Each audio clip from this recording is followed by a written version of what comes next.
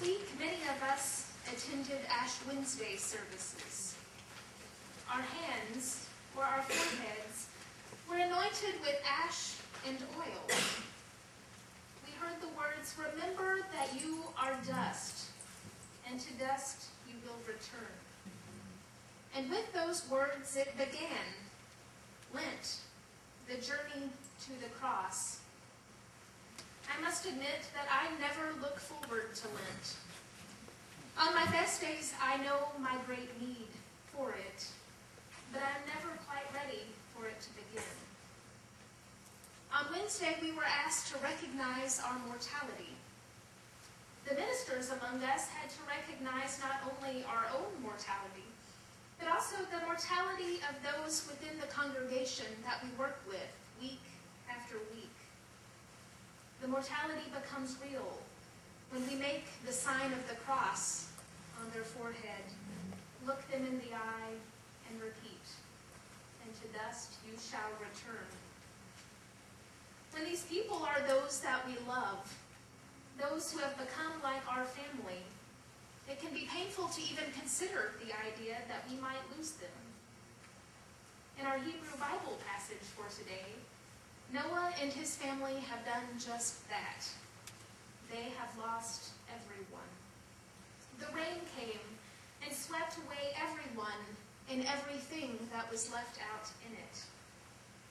Growing up with this story, it was easy to assume that all of the folks who died in the storm were the sort of people that a righteous family like Noah's would not miss. They were evil people, after all. That's what the scripture tells us. But they were neighbors. And they were the folks that you would run into at the market. They were those who bought your wheat and who sold you their extra grapes. And they were also family. While Noah was able to take his wife and his sons' wives, what of the extended family? And what of the families of Noah's daughters-in-law? Their parents and siblings. The people who died might have been broken and misguided, but they were community. And in the ancient world, you needed community. And what about the landmarks on the earth? The home that perhaps Noah built with his father and the men of the community. The path to the well where Noah's wife remembers listening to her mother's stories as they went to fetch water. Or the way that the sun seemed to shine just a little bit brighter on the land that they called home. All of it, all of them, gone. And what did the landscape look like now? Did bones lie piled across the horizon? Or did the waterlogged land rise up and swallow, leaving behind miles and miles of nothing? And yet, when Noah's family steps off of the ark, Noah remembers God. He builds an altar, and he begins making offerings from the animals that had been on the ark. But I can't help but wonder what Noah might have been feeling at this time. Was he simply relieved to touch the dry ground once again? Was he weeping at the loss of all that used to roam this land? Was he numb, unable to feel anything at all? We are told that God smells the offering, and God makes a covenant, makes a promise that a flood will never again destroy the earth. But for Noah's family, steeped in grief and loss, that had to seem like a small promise. You promised. Well, actually, you didn't promise very much, did you? Madeline Lingle wrote.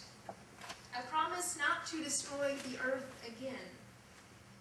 Well, God, could you not have thought about that before we went to all the trouble of building this ark? Before all of the pain and grief that we are dealing with now?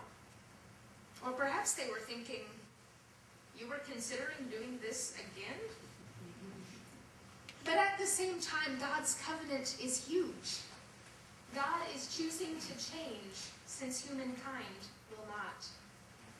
Jane Ann Ferguson suggests that God repents, turns from vindication to forgiveness, patience and steadfast love for creation and for humanity, despite the fact that the human heart may or will never change. God has hung the divine war bow in the sky, leaving it undrawn. As theologian Walter Brueggemann points out, God is no longer in pursuit of an enemy.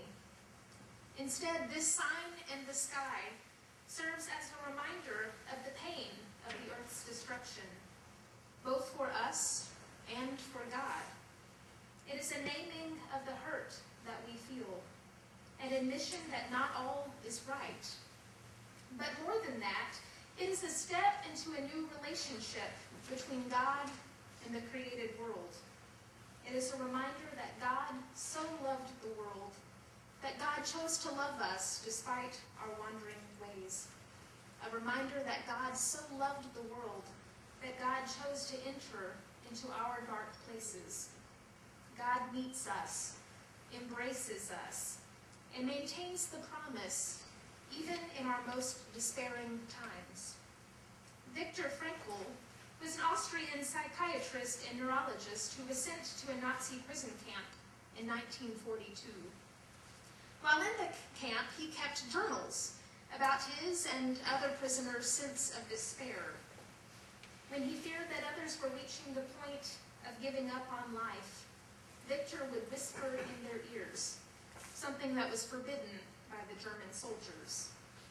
That he would remind the prisoners that life had meaning, even in the midst of the terrible suffering that they faced.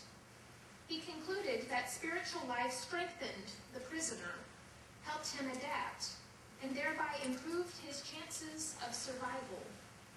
God was there. God was there even in the concentration camps, offering meaning even in a dehumanizing situation. God's promise comes to us in the darkness of our despair.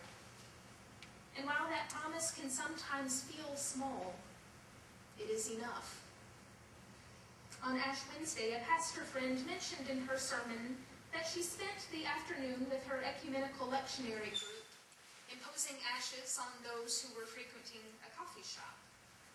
Instead of the usual words, she offered the caffeinated pilgrims the reminder that they were human and therefore mortal. But she added that from the moment of their birth until the moment of their death, that they were held in God's hands. This season we make the treacherous journey. We explore our own dark places as we walk the path to death. But we do not walk alone. The God who hung a colorful bow in the sky is journeying with us, remembering with us. God did not give up on creation, but continues calling our dry bones out of the dust, determined to make something beautiful out of our ashen lives. God's promise, God's covenant with Noah is that we need not fear the dark and painful places, because God is holding us even then. Amen. Amen.